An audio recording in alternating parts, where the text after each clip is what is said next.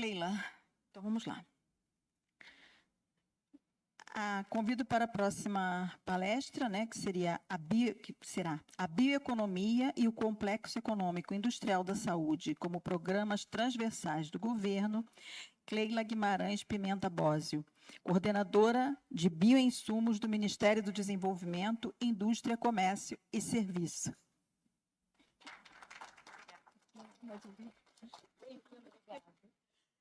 Boa tarde a todos. Eu gostaria de agradecer muito ao Glauco e à Maiara, que foram muito gentis e muito generosos em nos trazer aqui para essa discussão tão importante, né, que é a questão da saúde e o desenvolvimento sustentável. Eu estou com o desafio aqui, né, de falar sobre bioeconomia e o complexo industrial da saúde, como programas transversais do governo, e, na verdade, eu estou como diretora do Departamento de Bioindústrias e Insumos Estratégicos da Saúde, não como coordenadora. Então, tem um pequeno errinho no anúncio, mas tudo bem. Vamos lá? Então, como que eu passo aqui? Aqui, encontrei já. Vamos ver se eu consigo dominá-lo. Eu construí essa apresentação pensando na questão da transversalidade, né, e da convergência também entre o tema da bioeconomia e do SEIS. Né? A gente tem uma nova política industrial que está em discussão, em execução e monitoramento, tudo ao mesmo tempo, que é a nova Indústria Brasil. E essa nova política industrial, ela tem questões muito diferentes daquelas que a gente vinha trabalhando, né? Anteriormente tinha a PITSE, que estava focada na questão da ciência e tecnologia e do comércio exterior. Depois a gente teve a PDP, que estava focada no desenvolvimento produtivo. E depois o Brasil... como é que era o nome? Bom, enfim, essas políticas, elas não tinham esse tema da sustentabilidade dentre os seus componentes.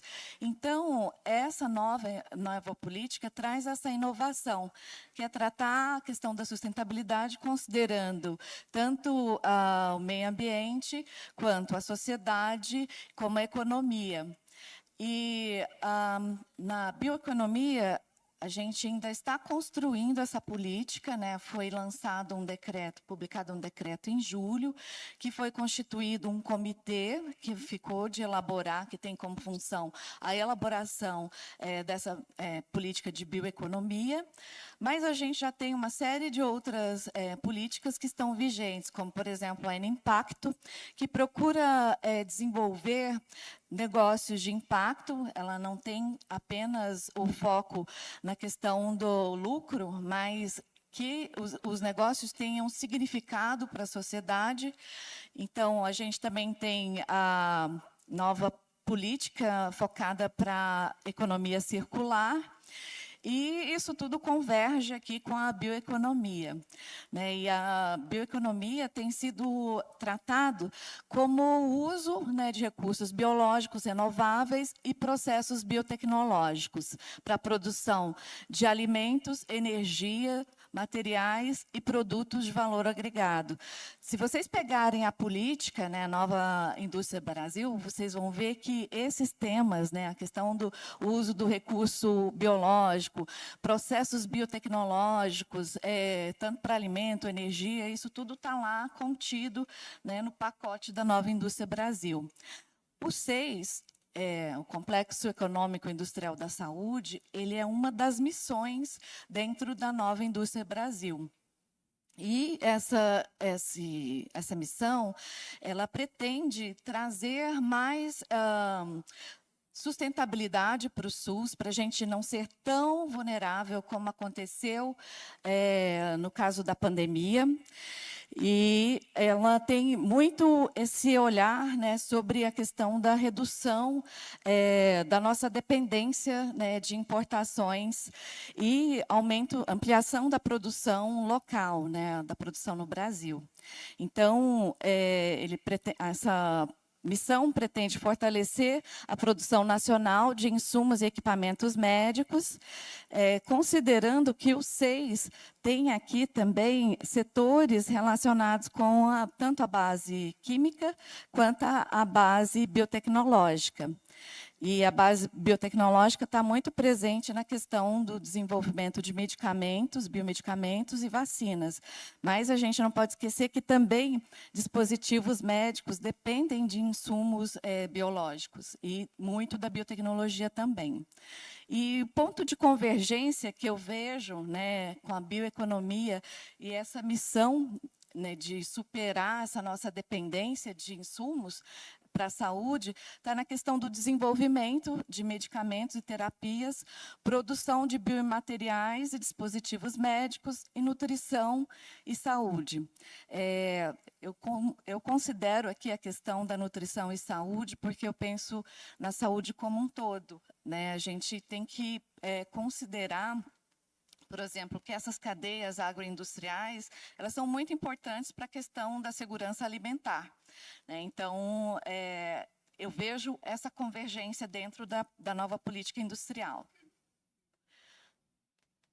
A meta aspiracional, né, dessa missão de substituir, né, a nossa dependência, ampliar a participação da produção no Brasil de 42% para 70% das necessidades nacionais de medicamentos, vacinas, equipamentos, dispositivos médicos, materiais e outros insumos e tecnologias em saúde.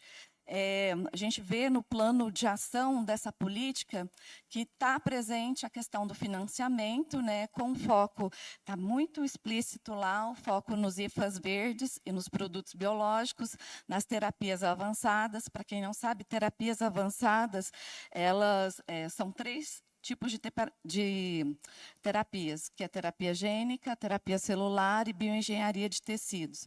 Então, o Brasil tem essa ousadia, né, de estar na fronteira tecnológica para atender às necessidades do SUS. Ela também tem instrumentos, né, essa nova política, ela integra alguns instrumentos para melhorar o ambiente de negócios.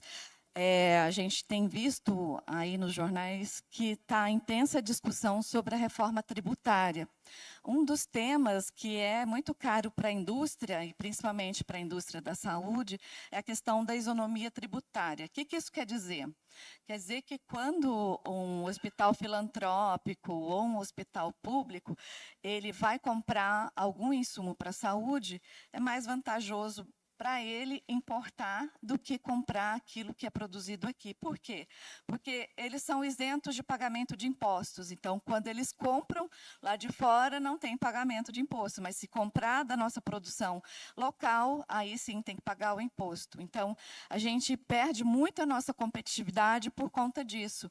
E a indústria tem ficado muito presente nessas discussões sobre a reforma tributária, é essencial para a nossa competitividade nacional.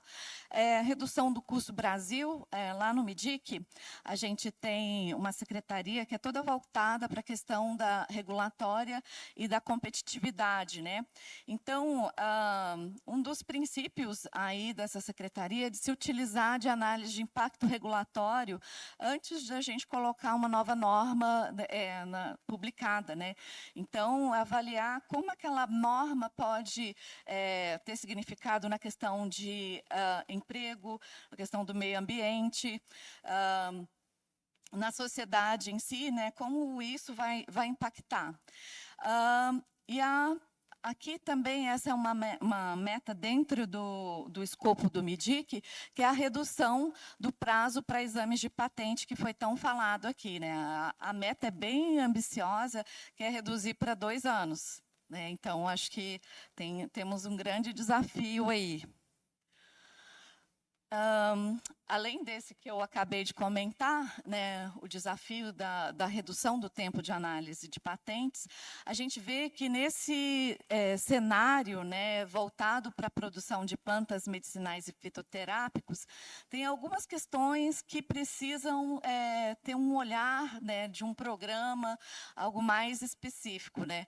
Uma é a questão do investimento, né? Isso para a produção das plantas medicinais nativas, porque a gente tem produção de fitoterápicos no Brasil, mas a maioria dos insumos que a gente utiliza são importados, né? Então, não tem muito conhecimento sobre como que a gente faz uma produção padronizada das nossas plantas nativas. Então, como o nosso colega Emerson comentou, né, a gente precisa ter um mínimo de homogeneidade, né, da produção de plantas medicinais para você ter uma qualidade no seu fitoterápico. Então, a gente percebe, né, que essa falta de assistência técnica especializada para atender os produtores rurais. No último governo, a gente viu que houve uma queda muito grande com relação às ATERs, né, que prestam assistência técnica para o produtor rural, local. Então, acho que isso daqui precisa ser visto com muito carinho, né, como a gente pode plantar essas plantas medicinais e utilizar delas com mais segurança. Falta também a tecnologia e infraestrutura, né, para ter o melhor processamento, otimização da produção dessas plantas.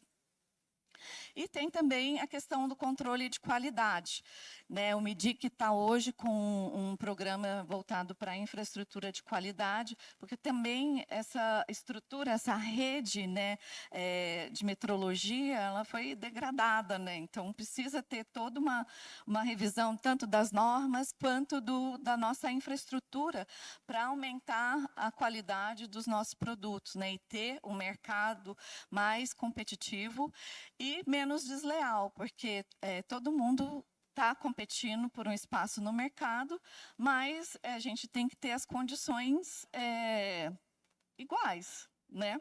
E quando a gente tem um produto no mercado que está competindo por preço, mas a qualidade dele é baixa, né? Isso é um tipo de competitividade desleal, que a gente chama, né?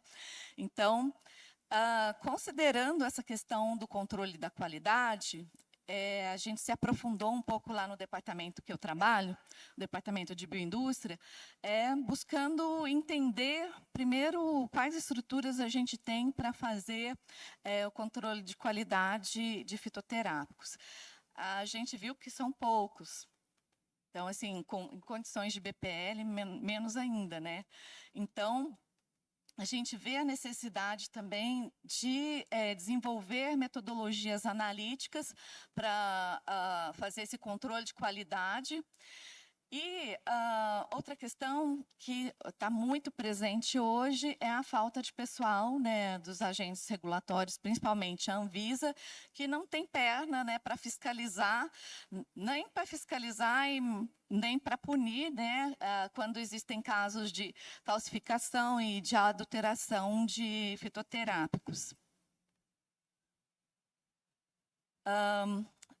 Então, aqui, dentre esses desafios, né, a gente percebe também a necessidade de se trabalhar essa integração do conhecimento, né? A gente tem uma rica flora brasileira, e não apenas flora, mas fauna também. Eu acho que é um ponto falho da nossa política de plantas medicinais e fitoterápicos no SUS, porque ele não considera a nossa fauna, né? E a gente viu aqui quantas coisas são provenientes de venenos, de cobra, veneno de aranha, né? Então, tem abelhas, né? Tem um potencial enorme e a gente não tem esse olhar, né? Até a regulamentação, eu nunca nem vi como é que isso funciona, né? A não ser para soros, né? Soros aí tem mas quando você fala de outros tipos de medicamento, tem um vácuo aqui, né? E outra coisa que a gente percebe é que a maioria das publicações, ou seja, a geração de conhecimento no Brasil, é voltado para a questão da etnobotânica. Então, a gente vê que isso é um passo bem atrás no desenvolvimento, né, dos fitoterápicos. Então, a gente tem conhecido, na minha leitura, né, tem conhecido bastante a questão do uso por comunidades e por povos, né? Mas a questão do desenvolvimento desse produto enquanto um fitoterápico, né, que é um produto que está na caixinha e tem um apelo, né, que diz que ele vai curar algo. Isso daí a gente ainda está muito tem uma estrutura que precisa ser melhor desenvolvida e mais investimento. Eu achei bem interessante aqui a colocação do professor Glauco, né, sobre bancos de dados, e muitas das apresentações, isso daqui é bem recorrente. Mas, assim, a gente fez, nesse levantamento que a gente identificou que a maioria das publicações se concentra no tema da etnobotânica, a gente viu também que existem bancos de dados. Existem muitos, só que falta integração entre eles. Eles não se conversam. Então, a gente precisa de uma estrutura nacional, né? Que esse banco seja do Brasil e não de um professor XYZ e não de uma instituição XYZ, mas que seja propriedade do Brasil. Né? Então, isso aqui é algo que eu tenho conversado bastante lá em Brasília, inclusive a gente fez até uma proposta para o Jeff voltado para isso. Para quem não sabe, o Jeff é o Global Environment Facility, e a gente fez essa proposta por meio do BID, estamos esperando, né, uma resposta do BID, mas a gente vê isso como algo fundamental, né, para a gente acelerar esse desenvolvimento de fitoterápicos no Brasil. Pouco se fala, né, na questão do uso seguro e racional, na questão do que no setor de saúde, quem decide o que o paciente vai usar é o médico. Então, não adianta muito a gente fazer uma política industrial se a gente não trazer essas instruções já na formação dos médicos e dos prescritores. Né? Eles precisam ter confiança nos fitoterápicos, porque senão não vai haver prescrição. Né? Assim como aquela moça falou ontem que o pajé é uma figura muito importante, né, para a tribo, que vai dizer o quanto, quando e como vai ser utilizada a planta medicinal, o fitoterápico também precisa que o médico diga quanto, quando, né, por quanto tempo e como vai ser utilizado esse fitoterápico.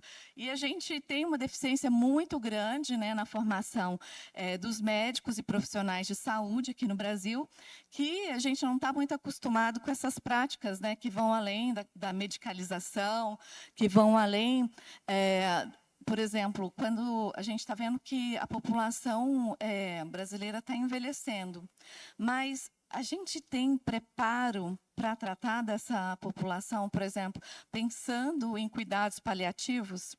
Esse ano eu fui muito impactada com isso. O meu sogro faleceu. Né? E ele falou, eu não quero ficar no hospital, eu não quero que ninguém me espete, que ninguém me fure, que ninguém me corte, eu quero morrer na minha casa. Né? E eu não quero ficar tomando esses remédios que vão me intoxicar, que vão fazer mal. Então, assim, qual é o cuidado que você pode ter para essa pessoa? Né? Que ela sabe que a vida está chegando ao fim, não adianta ficar tentando prorrogar. Né? Um dia, a única certeza que a gente tem na vida é que a gente vai morrer um dia. Né? Mas, assim, quando esse momento chega, como tornar isso um pouco mais confortável, né, para a pessoa e para as famílias? Né? Então, isso daqui eu vejo como algo muito importante e que precisa ser discutido. Então, nesse sentido, a questão da importância da extensão da educação é fundamental, né, para você ter a utilização correta dos fitoterápicos. É muito importante a gente ter a comprovação da eficácia. Se não tiver, a gente não vai ter prescritores. Quem é que vai assumir o risco de prescrever um medicamento que pode ser tóxico? Né? Agora, tem uma outra questão também, que eu sei que acontece prescrição nas farmácias vivas, mas muitas vezes isso convive com medicamentos de base química, e nem sempre os pacientes falam que estão usando. Então, pode haver, né, efeitos adversos aí pelo desconhecimento do médico sobre essa interação potencial entre o fitoterápico e o medicamento alopático. Então, assim, é muito importante ter esse cuidado na hora de prescrever, né? Porque não é que é natural, não faz mal. Natural pode fazer mal, sim. Vocês viram, por exemplo, o caso da menina lá de Goiás, que cheirou pimenta e foi parar na UTI, e até hoje ela não se recuperou. Então, aquilo que é natural pode fazer mal, né? Isso vai depender da pessoa, e o médico é quem vai saber o que é ideal para você. Às vezes também não, né? Mas, pelo menos, a gente pode exigir isso dele. Então, e pensar na questão da prevenção e do tratamento, né? Não só a gente fica pensando na questão de tratar, mas a gente pode usar as plantas também para o fim de prevenir doenças, né? E promover a saúde. Então, na minha perspectiva, a gente avançou muito, né, na legislação, na política voltada para plantas medicinais, fitoterápicos. Hoje a gente tem a política, a gente tem na Rename vários fitoterápicos, a gente tem aqueles formulários, né, dizendo como prescrever, como utilizar, e você vê editais voltados para a estruturação das farmácias vivas. Então, eu vejo que houve avanços, né? Mas ainda existem muitos desafios, como eu disse lá anteriormente, essa questão do investimento em pesquisa, né, e fazer essa conexão com o conhecimento popular também é muito importante. E a comprovação de segurança, eficácia e qualidade é algo que eu vejo que a gente não pode abrir mão, porque isso não é só uma questão de vigilância sanitária, isso é uma questão de defesa do consumidor. O Código do Consumidor diz que, quando você põe um apelo no rótulo de um produto, né, que ele vai ter tal função, ele tem que comprovar que vai ter. Isso é para tudo, né? Se ele diz que não faz mal, ele vai ter que provar. Né? Então, isso é uma questão do Código do Consumidor, é um direito nosso que a gente não pode abrir mão. E outra coisa, eu vejo que as nossas metas, né, elas são muito ousadas, principalmente nessa nova política, e que precisa de todos, né? A gente precisa se somar para estar apoiando para que o Brasil alcance e até mesmo a supere, né? Então, falando em superação, um estudo da OCDE diz que o mercado de bioeconomia, ele movimenta cerca de 2 trilhões de euros e cerca de 22 milhões de empregos, né? E que a expectativa é que a bioeconomia responda até 2030 por 2,7% do PIB dos países do OCDE. Né? O Brasil, com essa rica flora, com todo esse marco legal, com todas essas políticas, né, ele tem um potencial gigante. Mas eu gostaria muito de ver a gente saindo do potencial e trazer para o real. Né? Eu estou meio... eu não sou tão novinha, mas eu já estou cansada desse papo do potencial, mas, gente, vamos transformar isso em produto. Né? E a biotecnologia industrial... ela tem essa capacidade, né, de transformar a nossa flora e fauna, né, em produtos e práticas sustentáveis. Então, eu corri bastante, porque sexta-feira a gente tem um problema aí de trânsito, então eu vou ter que correr um pouquinho, não sei se eu vou conseguir ficar para o debate, mas, assim, o que eu quero deixar de recado, que essa convergência, né, entre a bioeconomia e o complexo industrial da saúde apresenta oportunidades significativas para o desenvolvimento de novas tecnologias, produtos e serviços que beneficiam tanto a economia quanto o meio ambiente e a sociedade. Mas é importante fomentar essa colaboração entre os setores, investir em pesquisa e explorar o potencial dessa intersecção. Então, quando a gente junta, né, esses objetivos, a gente se soma nessa luta para vencer a inércia. Né? Então, acho que é super importante ter a colaboração do setor público, setor privado, academia, as comunidades, e é isso. Obrigada, gente.